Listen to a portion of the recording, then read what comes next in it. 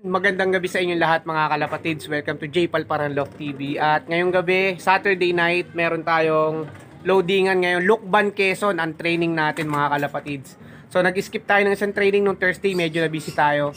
Kaya hindi tayo nakapag-training noon. So ngayon Saturday, magkakarga tayo. At yan, by the way, andito na pala yung ibon ng tropa natin na si Alvin dahil natin niya na kanina alas 5. Dahil hindi siya makakasama, may lakad, may pasok siya.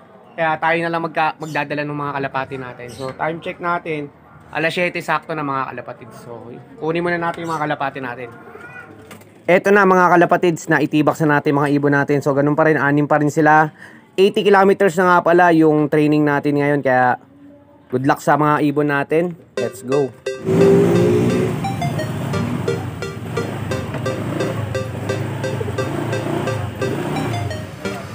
Dito ko harap boss ha, para maano ko yung camera.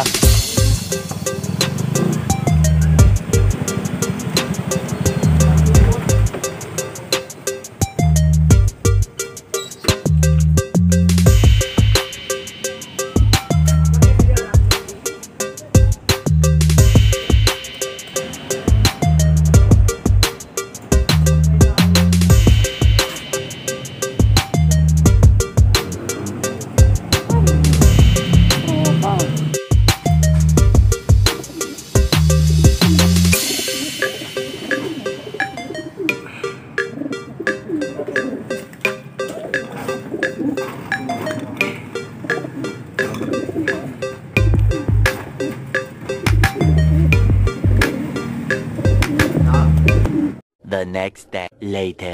Good morning sa inyong lahat mga kalapatids. Welcome back to J-Pal Paranlof TV. At ngayon nga araw ng linggo, araw din ang abangan natin sa training natin Lukban, Quezon. So kaya lang, pagdating dun sa Lukban, hindi daw maganda yung panahon. Pero dito maulap din no, mga kalapatids oh. Kaya hindi pa nare-release kanina yung last update dahil hinihintay lang masyado daw makulimlim. Pero hindi natin alam kung mabibitaw ng Lukban or maibababa na naman yung mga ibon natin. Pero ayan, ano pa man ang decision, mag-aantay lang tayo dito mga kalapatid. So tapos na tayo magpatoka, ayan. Tapos na tayo maglinis, waiting na lang tayo sa mga kalapati natin. Good luck sa lahat mga kalapatids. Huwag sanang abutin na matinding smash. Samantala habang naghihintay tayo ng ating mga training birds, so update muna tayo dito.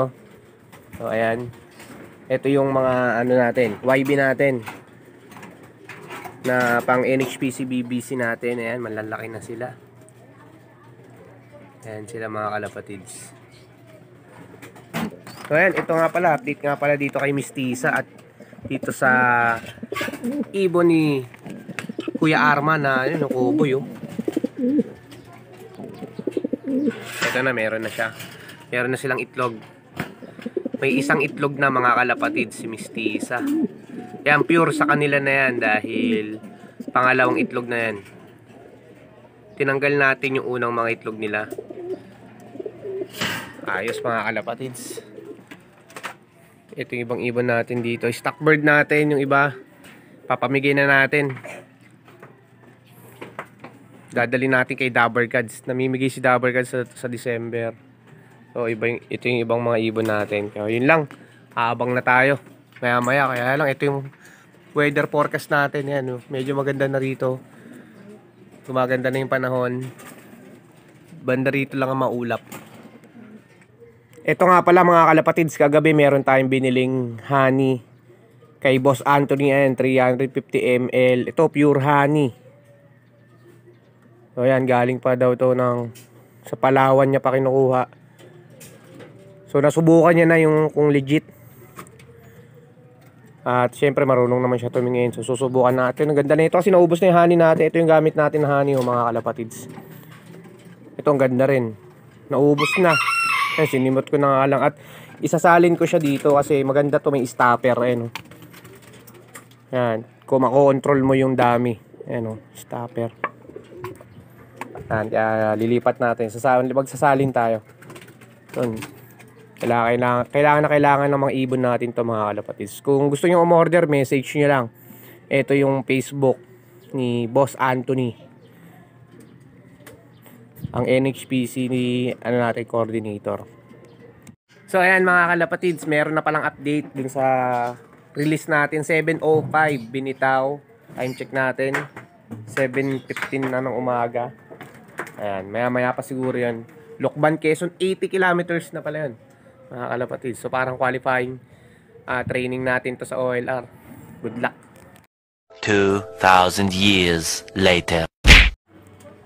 12:40 na ng tanghali mga kalapatids. Kakakit lang natin dito sa loob. At pagtingin natin, nandito naman na yung mga ibon natin. Ayan.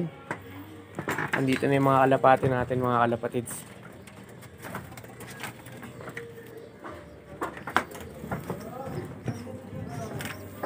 Ayan. Ay, as of now, ito. Kompleto naman yung mga ibon natin. Galing silang training ng Lumban, Quezon. Kaya okay na okay. Gumanda naman na yung panahon. Di naman umulan. Kaya napakainit na. At good luck pa sa ating mga susunod na trainings. Lumalayo na. Magwa 100 kilometers na tayo. At ayun, sana ma-achieve natin yung goal natin this SDR season. So dito lang muna mga kalapatids. Ingat tayo palagi. Happy flying and God bless.